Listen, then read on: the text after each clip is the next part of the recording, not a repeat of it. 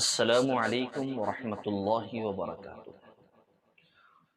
محترم ناظرین و سامعین کرام، امید ہے کہ آپ تمام حضرات بخیر و عافیت ہوں۔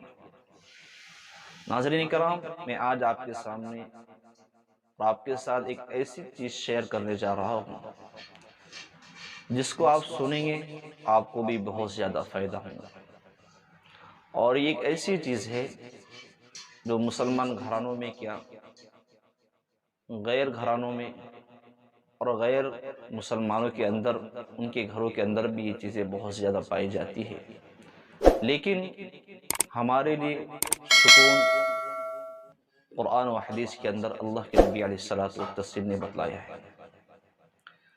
اس لیے میں آپ کے ساتھ ایک ایسی چیز شیئر کرنے جا رہا ہوں جو ہمارے کسی عزیز نے مجھ سے پوچھی اور کہا کہ میرے گھر کے اندر بہت زیادہ پریشانیاں ہیں، اور پریشانیاں بھی ایسی ہیں کہ بھائی آپس میں لڑتے ہیں، جھگڑتے ہیں، جس کی وجہ سے گھر میں سکون نہیں رہا، ہر وقت چیخ و پکار ہوتی رہتی ہے، اور ساتھ میں بھائی والدین کے ساتھ بدتمیزی کے ساتھ پیش آتے ہیں۔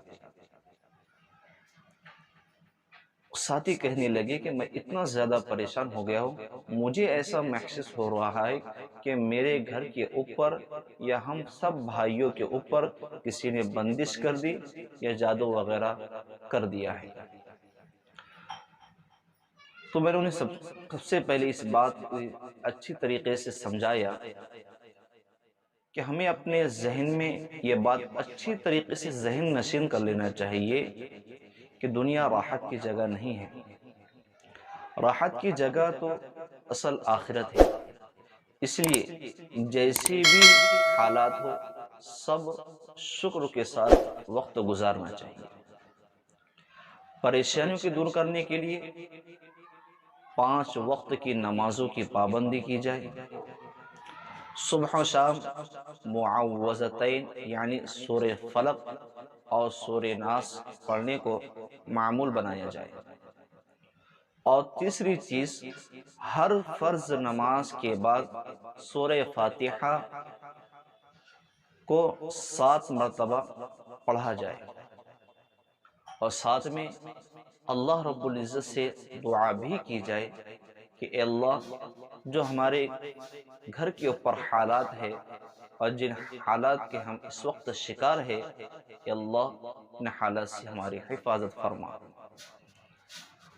یہ چیز ہو گئی۔ اس کے بعد تیسری چیز یہ ہے کہ والدین کے ساتھ بدتمیزی سے پیش آتے ہیں۔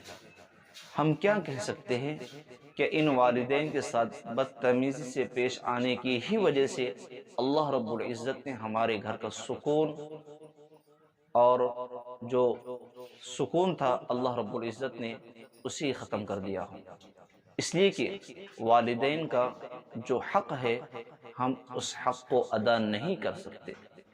قرآن پاک کے اندر بے شمار آیتیں ہیں والدین کے تعلق سے، اور اس میں سے ایک آیت آپ کے سامنے رکھتا ہوں کہ اللہ رب العزت نے فرمایا فَلَا تَقُلْ لَهُمَا اُفٍّ وَلَا تَنْهَرْهُمَا، کہ ہم اپنے والدین کے سامنے ٹیٹ آواز سے بولنا، سخت لہجہ استعمال کرنا کوسوں دور کی بات ہے، ہم اپنے والدین کے سامنے اف تک بھی نہیں کہہ سکتے۔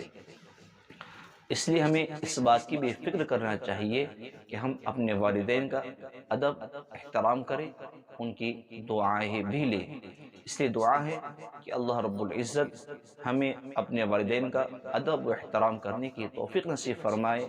ساتھ میں دعا ہے کہ اللہ رب العزت ہمارے والدین کی عمروں کو سکون و عافیت کے ساتھ دراز فرمائے۔ آمین۔ السلام علیکم ورحمۃ اللہ وبرکاتہ۔